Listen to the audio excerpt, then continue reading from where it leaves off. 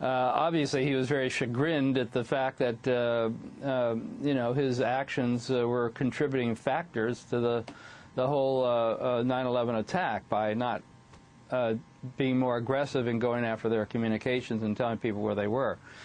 So after 9/11, to some degree to make up for it, he decided to not protest when the Bush administration, particularly Dick Cheney, began putting pressure on him to begin doing warrantless domestic eavesdropping, or warrantless eavesdropping of Americans. That was a big mistake. It would have been much better if he stood up like Jim Comey at the Justice Department did. He stood up as well as the director of the FBI, and even Attorney General John Ashcroft stood up and threatened to resign over parts of this warrantless eavesdropping. But General Hayden decided to go along with it, and as a result, the NSA began this very intrusive program of warrantless eavesdropping on U.S. citizens, both intrusive and largely useless. I wanted to ask you about this documentary that you're making for PBS on Nova and the news that was reported in the Washington Post a few days ago. FBI Special Agents Mark Rossini and Douglas Miller have asked for permission to appear in an upcoming public television documentary on pre-9/11 rivalries between the CIA, FBI, National Security Agency. It's your documentary. The FBI has denied them permission on grounds the FBI doesn't want to stir up old conflicts. Talk about what they have to say. Well, the documentary I'm doing is it's going to be very interesting. It's going to air January 13th, and what it does is it sort of takes a large part of the book and translates it into imagery, into video. So we actually go to that house in Yemen. We actually located that house in Yemen and did video there. It was fairly hazardous, but we got video of the house, and we traced the path of these 9/11 hijackers from basically the moment the message came in to the time when they were living opposite NSA in Laurel, Maryland. As part of this program, we're looking at what happened when they were in Kuala Lumpur. And what happened was, in their flight from Yemen to Kuala Lumpur, the CIA was able to get a copy of the passport of Khalid al-Midr's passport, and the passport had a visa in there for the United States. It showed that they weren't just going to Kuala Lumpur, they were going to Kuala Lumpur and then to the United States. Well, that was very important information for the FBI, and at the time, the CIA had this very small unit within its counterterrorism center. It was called Alex Station, and that was the bin Laden unit. Those were the people whose sole responsibility was trying to find Osama bin Laden.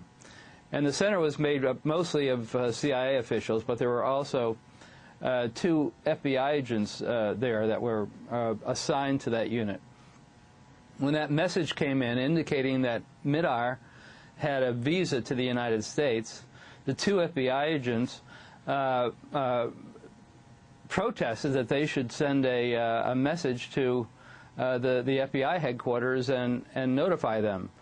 Mark Rossini was one of the FBI agents, and Doug Miller was the other. Doug Miller actually wrote up a memo to FBI headquarters saying, we've got to notify FBI that these guys are probably headed towards the United States. They've got a U.S. visa.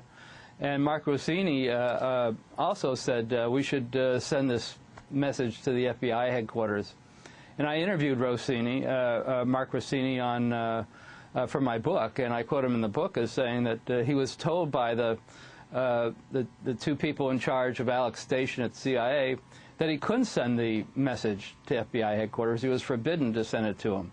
And at one time when he protested, the deputy, I think it was the deputy head of that station, I couldn't reveal her name in the book because she's still at the CIA, but she put her hands on her hips and said, look, the next attack is going to take place in Southeast Asia, not the United States. So when we want the FBI to know about it, we'll tell the FBI about it. And under the rules that existed, they weren't allowed to notify the FBI headquarters without CIA permission, since that was a CIA document that that contained the information on the visa, on Midar's visa. So I interviewed Mark Rossini, and he was very angry that he was never allowed to send that message. Had that message been sent to FBI headquarters. And the story goes beyond that.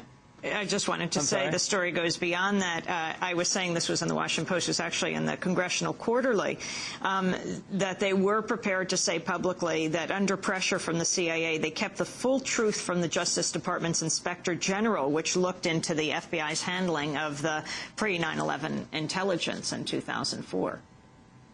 Well, not only that, the 9/11 Commission, which did a pretty poor job on a lot of this, they never looked at any of the information that I'm reporting on the National Security Agency, and they also never interviewed either Rossini or Doug Miller, the two FBI agents in there. I mean, it seems incredible to me that the 9/11 Commission never interviewed the two FBI agents who were assigned to the bin Laden unit.